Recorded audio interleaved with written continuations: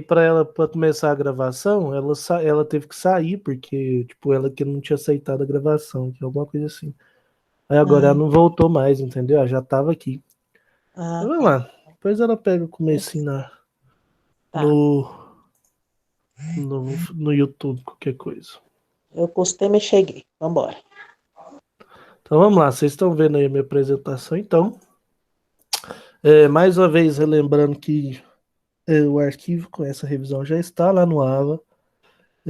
As aulas online, inclusive essa aqui também já vão estar lá. Mais tarde eu vou colocar lá essa última, né? Então vocês vão ter tudo que vocês precisam para se preparar para a prova. Já enviei as provas, né? Então tá tudo certinho.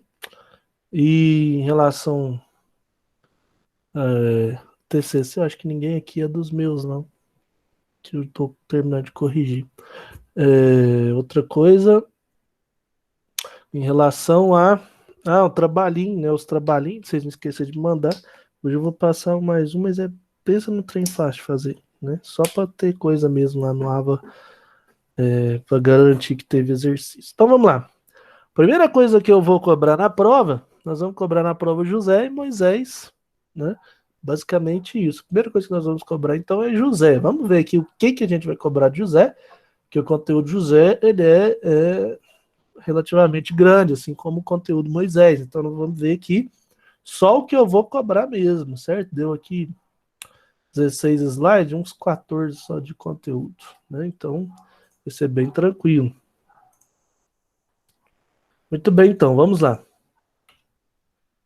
Primeira pergunta básica para a gente fazer aí e que eu vou cobrar na prova, é por que que José ele era mais amado pelo seu pai, vamos dizer assim, né?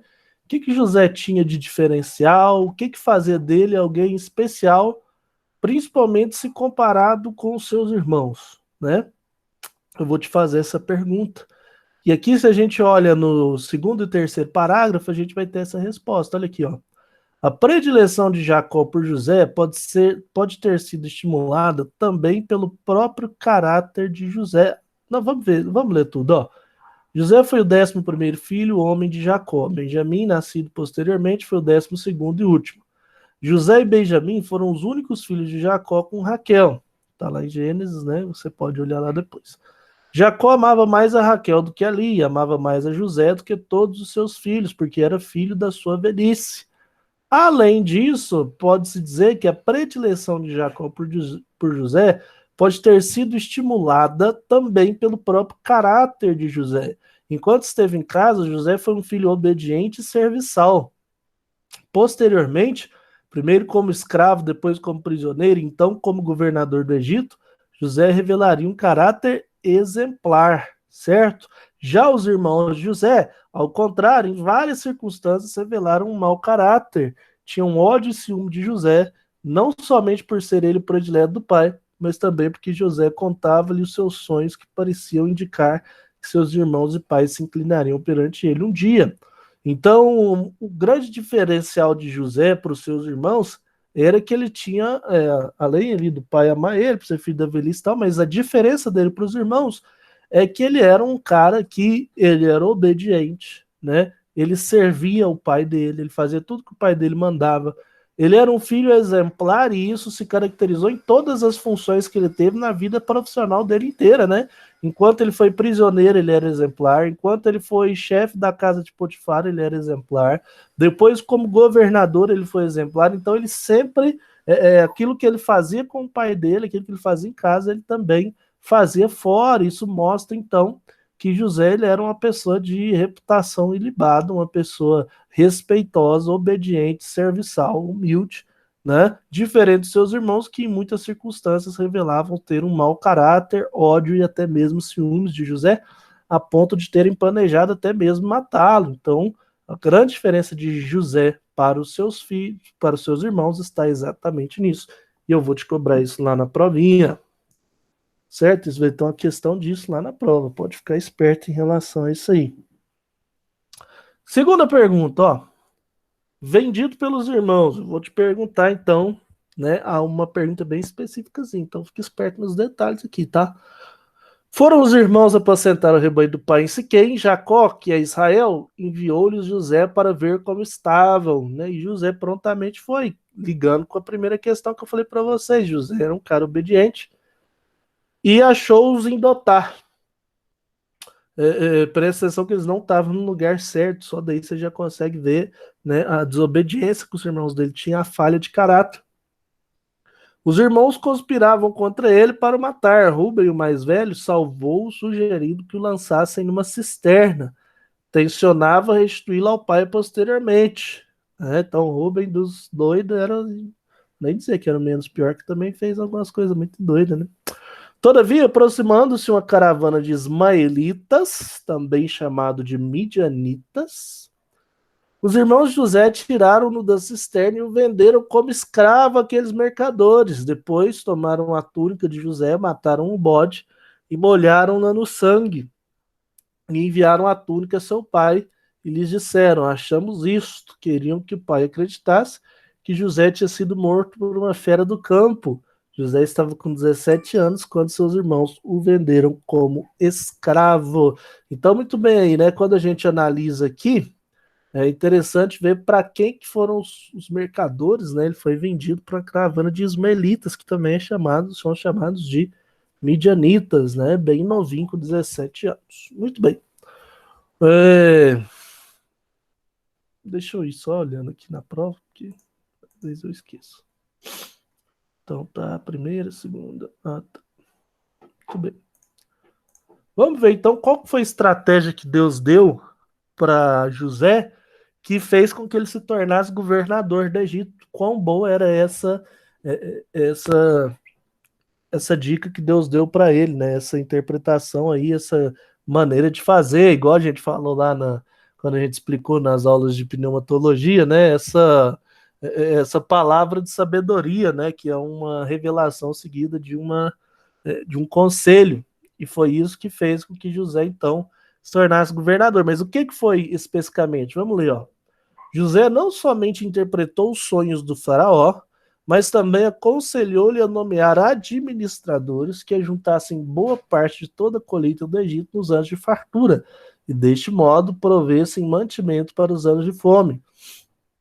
O faraó acolheu o conselho de José e nomeou o próprio José como governador do Egito. Ali o texto, ó. E a José chamou o faraó de Zafenat Paneia, e deu-lhe por mulher a Azenate, filha de Potifera, sacerdote de On. Era José da idade de 30 anos. José e sua esposa egípcia tiveram 2 filhos que são Manassés e Efraim. Então perceba que Deus não só revelou para José o sonho, como também lhe deu o conselho que deveria ser aplicado a Faraó. E qual que era esse conselho? Que ele nomeasse administradores que ajuntassem boa parte de toda a colheita do Egito nos anos de fartura, para que desse modo eles pudessem ter mantimento durante os anos de fome. Esse conselho foi tão bem visto por Faraó que ele acabou colocando José como o governador do Egito. Então, é muito importante essa parte aí. Próximo ponto, sobre José ainda, que nós vamos estudar nessa prova nossa, né? Qual foram as estratagemas que José usou com seus irmãos, né? Qual foram as pegadinhas, vamos dizer assim, que José usou para brincar não, né? Para passar um aperto nos irmãos dele mesmo, né? Vamos ver lá, ó. Chegaram os anos de fome em toda aquela região. Jacó em Canaã ouviu dizer que no Egito havia muito cereal e ordenou aos filhos dos irmãos de José que fossem até lá comprar mantimento. Foi José quem os recebeu no Egito, reconhecendo-os prontamente. Eles, porém, eles não o reconheceram. Para provar seus irmãos e obter notícias do pai e do irmão mais novo, Benjamim, que não desceram ao Egito com os mais velhos, José usou dos seguintes estratagemas, então, né, para poder obter notícias do seu pai e para poder mexer com seus irmãos, ele usou os seguintes estratagemas. Letra A. José, obrigado, amor. Trouxe uma aguinha aqui para mim. Agora sim. Mais um pouquinho. José, ele acusou os irmãos de espionagem. A primeira coisa que ele fez. Esses defenderam-se, referindo-se ao seu pai, a Benjamim. Então, já na primeira acusação de espionagem, ele já conseguiu duas informações, que era sobre o seu pai, Benjamim. José ordenou então que um deles voltasse a Canaã e trouxesse Benjamim, assim ele provaria estar dizendo a verdade. E aí, né, os irmãos já ficaram doidos da cabeça lá. Os irmãos de José relutaram muito. E aí José os pôs a todos na prisão. Passados 3 dias, os soltou, determinando que um deles ficasse como refém e os demais fossem a Canaã buscar a Benjamim. Então, essa é a terceira estratagema dele, né? Deixou um preso, primeiro deixou isso tudo preso, e depois de 3 dias soltou eles, né? E falou: um vai ficar e os outros vão lá, porque vocês só põem o pé aqui se o Benjamim estiver com vocês. Quarto estratagema que ele usou: ó, postos assim em aperto, os irmãos se sentiram culpados e mencionaram em voz alta a própria crueldade quando, 13 anos antes, venderam o irmão. Não sabia que José os entendia porque eles falavam por intérprete, né? Até que José era esperto, ele, mesmo sabendo a língua deles, para não gerar qualquer mínimo de dúvida ou mínimo de especulação dos irmãos, ele falava só em egípcio e usava um tradutor para falar em hebraico, mesmo que ele não precisava. José emocionou-se muito e, retirando-se deles, chorou. Depois tomou Simeão como refém, né? Então, aí José e as suas estratagemas para não é se vingar de seus irmãos, né? É passar um aperto neles. Quinto ponto: José ordenou aos seus servos que enchessem de cereal os sacos trazidos pelos irmãos e lhes restituíssem o dinheiro a cada um no seu saco e os suprimissem de comida para o caminho. Então, né, a quinta estratégia foi devolver o dinheiro deles, né? Até porque isso, na verdade, passaria muito mais um aperto neles do que eles veriam isso como uma coisa boa, né? E a sexta e última coisa que José fez foi a caminho de Canaã. Os irmãos José encontraram o dinheiro nos sacos, ficaram atemorizados e em casa contaram tudo a Jacó. Este recusou-se a deixar que levassem Benjamim hoje. Então, provavelmente José já sabia que, né, que o pai não deixaria o Benjamim ir de forma fácil. Então ele sabia que os irmãos deles iam passar por mal bocado até conseguir trazer Benjamim junto com eles. E até porque provavelmente José tinha uma especulação de que eles também não tratavam muito bem Benjamim, né? Porque se não tratava bem ele. E isso, então, são aí os estratagemas de José no Egito, que eu posso te colocar numa questão de verdadeiro ou falso. Fique esperto aí. Próxima dica nossa aí, em relação à questão, também mais ou menos no estilo de verdadeiro ou falso. Vamos ver aqui, ó. Jacó, então, depois a gente sabe, né, do seja da história. Jacó vai para lá, se encontra com seu filho, se estabelece lá, vive mais alguns anos lá, né? Vive mais 17 anos lá. E antes de morrer, com 147 anos, ele disse e fez algumas coisas importantes. E essas coisas importantes você vai ter que saber lá para a prova. Primeira coisa, ele fez José lhe prometer que o enterraria no mesmo lugar onde tinha sido sepultado Abraão e Isaac, na caverna de Macpela, na terra de Canaã. Mais tarde, ordenaria a mesma coisa aos outros filhos. Então, a primeira coisa que Jacó fez antes de morrer foi ordenar que enterrassem ele lá em Macpela. Segunda coisa que ele fez, ele lembrou a José as promessas que Deus lhe fizera em Luz, em Betel, né? Muitos anos antes, ou seja, as promessas de uma descendência numerosa e a promessa da terra de Canaã. Depois acrescentou: Deus vos fará voltar à terra dos vossos pais. Terceira coisa que ele fez, depois de lembrar José da promessa, foi abençoar os dois filhos de José, colocando a mão direita sobre Efraim, o mais novo, e a mão esquerda sobre Manassés, o mais velho, que deixou até José um pouco estranhado em relação àquilo, porque não era o costume, mas o seu pai falou que era assim mesmo. Letra D. Depois disso, né, quarta coisa que ele fez, ele pronunciou bênçãos proféticas sobre todos os filhos, todos os seus filhos, pais das futuras 12 tribos de Israel. Então ele pronunciou as bênçãos proféticas sobre seus filhos, né? E aí aquela parte lá onde fala: você é igual a gazela, você é forte igual isso, tudo mais. Então a quarta coisa que ele fez antes de morrer foi abençoar todos os seus filhos, que seriam as futuras 12 tribos de Israel. E por último, Jacó foi embalsamado por médicos egípcios Agora não o que que ele fez, né? Porque ele foi embalsamado, né? Mas ele foi embalsamado por médicos egípcios. Seus filhos o levaram para a terra de Canaã e o sepultaram na caverna de Macpela, onde jaziam Sara e Abraão, Isaac, Rebeca e Lia. Então essa foi a quinta coisa que eles fizeram, que ele fez, vamos dizer assim, o quinto passo aí que aconteceu, né, depois aí dos seus 147 anos. Então ele fez José prometer que enterrar em Macpela depois dos próprios filhos. Lembrou José das promessas de Deus de uma geração numerosa e que iria para a terra de Canaã.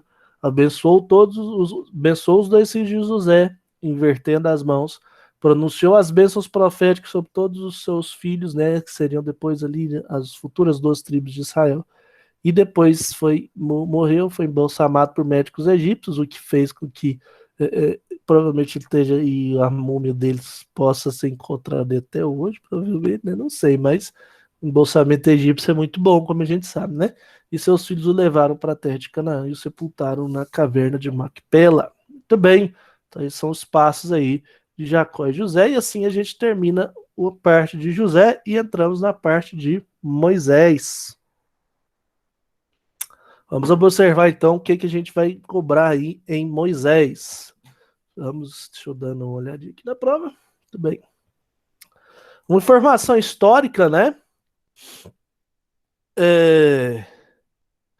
Em relação a quanto tempo se passou desde Jacó ali no Egito, né, se estabelecendo com José, até a época que vai surgir Moisés. Quantos anos passou desde a época aqui de Jacó no Egito, se estabelecendo ali, o povo hebreu, a princípio com 70 pessoas, e quantos anos depois até o faraó lá resolver matar os filhos mais novos lá, os primogênitos, devido ali ao grande número que os hebreus estavam tendo. Então, olha lá, ó, são passados uns 370 anos desde o estabelecimento de Jacó e sua família no Egito. Quando chegaram à terra dos faraós, eram apenas umas 70 pessoas, mas eles aumentaram muito e se multiplicaram e grandemente se fortaleceram. No começo, os filhos de Israel, também chamados hebreus, foram bem tratados e tiveram privilégio na terra do Egito. O país era governado por um povo também estrangeiro e aparentado com os israelitas, os ixos, os reis pastores.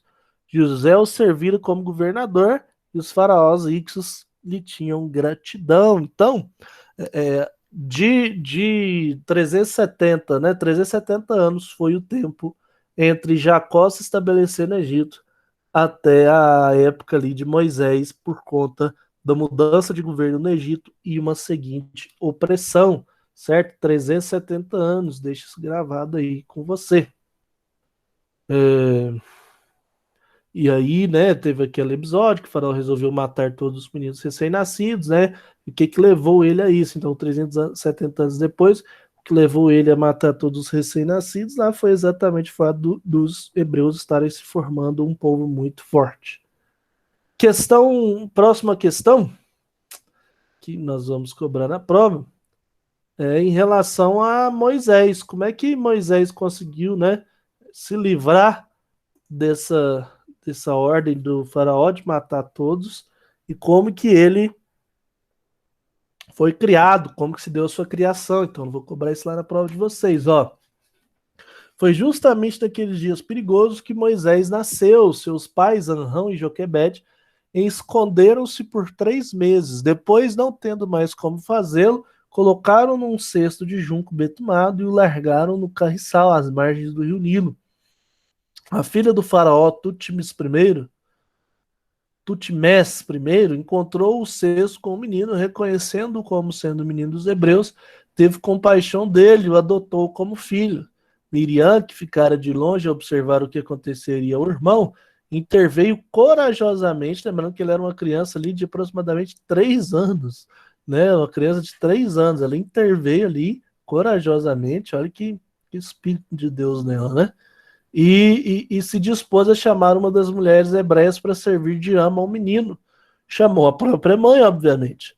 Podemos somente imaginar o esforço de Joquebede e de Miriam para conterem as emoções na presença da princesa e de suas donzelas.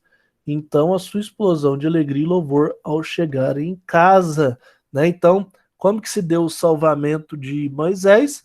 Foi através, então, né, primeiro do livramento de Deus, mas ali por conta da filha do faraó o adotar como filho, e isso fez com que ele pudesse, então, ser salvo, fez com que ele pudesse ali não morrer junto com os outros hebreus que infelizmente estavam padecendo. E a educação dele, professor? Como é que se deu a educação dele? Olha lá, ó. Sendo o menino já grande, ela, Joquebede, o trouxe a filha de Faraó, da qual passou ele a ser filho. Né? Tá lá em Êxodo 2:10. Não sabemos ao certo quanto tempo Moisés permaneceu sob os cuidados de sua mãe Gossém. Talvez apenas uns 4 a 5 anos, mas foi o suficiente para que ela lhe ensinasse o temor do Senhor, a fé e a tradição religiosa dos hebreus. Além disso, é bem provável que Anrão e Joquebede, de algum modo, continuaram exercendo alguma influência sobre o menino e adolescente Moisés. O resultado foi maravilhoso. No Novo Testamento, lemos que Moisés, quando já homem feito, recusou ser chamado filha da filha de Faraó, preferindo ser maltratado junto com o povo de Deus, a usufruir prazeres transitórios do pecado, porque considerou o opróbrio de Cristo por maiores riquezas do que os tesouros do Egito, porque contemplava o galardão. Moisés foi educado em toda a ciência dos egípcios. Na época, havia grandes instalações educacionais da corte egípcia. Eram usados para treinar os herdeiros reais de príncipes tributários. É provável que Moisés tenha sido educado numa dessas escolas. Supõe-se que recebeu treinamento militar também, e que homem feito foi designado para exercer elevada função civil ou militar. Joséfo, historiador judeu do primeiro século, escreveu que ele comandou uma expedição militar contra os etíopes. O fato interessante aqui, então, é como que se deu a criação de Moisés. Primeiro, ele foi criado pela própria mãe, né, que se dispôs ali através da Miriam, que foi corajosa. Ele foi criado pela própria mãe. Depois, ele, mesmo retornando às mãos da princesa, é bem provável historicamente que a mãe continuou exercendo influência sobre ele, que a gente viu o caráter de Moisés, né, sendo formado. E além disso, depois ele também teve educação egípcia, né, nas ciências egípcias. Então, foi assim que se deu a salvação e a educação de Moisés, certo? Foi assim que se formou o homem Moisés. Então, até aqui, tudo tranquilo, né? Muito bem. Outra coisa que nós falamos foi sobre o chamado de Moisés. Ele estava apacentando ali as ovelhas do seu sogro, né? E aí chegou ao monte de Deus, a Horebe, e apareceu no olho do Senhor uma chama de fogo, no meio de uma sarça, e a sarça não se consumia. E aí disse o Senhor a ele: certamente vi a aflição do meu povo, vem agora, e eu te enviarei a Faraó, para que tires o meu povo, os filhos de Israel, do Egito. As narrativas usam alternadamente os nomes Horebe e Sinai. Alguns pensam que Horebe é parte do Sinai, na parte sul da península do Sinai. Observe aí a questão do mapa lá, a gente já viu isso em sala de aula, não, né? Em aula. Moisés relutou muito em atender a vocação divina. Apresentou 4 objeções, então vou te cobrar essas 4 objeções, e por fim pediu que o Senhor enviasse outro. Note suas objeções e as respostas de Deus. Então vamos entender aqui quais foram as objeções de Moisés e quais foram as respostas de Deus. Eu vou cobrar isso de você na prova. Então, primeiro, a alegação de Moisés foi o quê? Falta de capacidade. Ele fala lá: quem sou eu para ir a Faraó? E a resposta de Deus foi: eu serei contigo, ou seja, eu estarei com você, a presença divina. A segunda indagação dele foi: falta de autoridade. Se quiserem saber quem me enviou, o que lhes direi? E aí Deus dá autoridade divina e fala: dirás, o eu sou me enviou a vós outros. Então ele tinha autoridade divina. E ele continuou, né? Falta de credibilidade lá. Eis que não crerão nem acudirão à minha voz. E aí ele concede poderes a Moisés, que é ali principalmente colocar a mão ali dentro da sua roupa, né? E sair com lepra, depois colocar e sair sem. E também a próprio cajado que se tornava em cobra. Então Deus deu poderes divinos para que ele tivesse credibilidade. Depois ele ainda continua, quarta objeção, limitações naturais. Eu nunca fui eloquente, sou pesado de boca. Provavelmente Moisés ele tinha alguma gagueira, uma língua presa. E aí Deus fala para ele, ó, vai e eu serei a tua boca, ou seja, eu vou te ajudar, meu filho, não vai ter problema de você falar, não. E aí a gente descobre o principal problema dele, né, que era a indisponibilidade. Ele fala, envia aquele que há de enviar, menos a mim. Então ele se mostra, né, indisponível.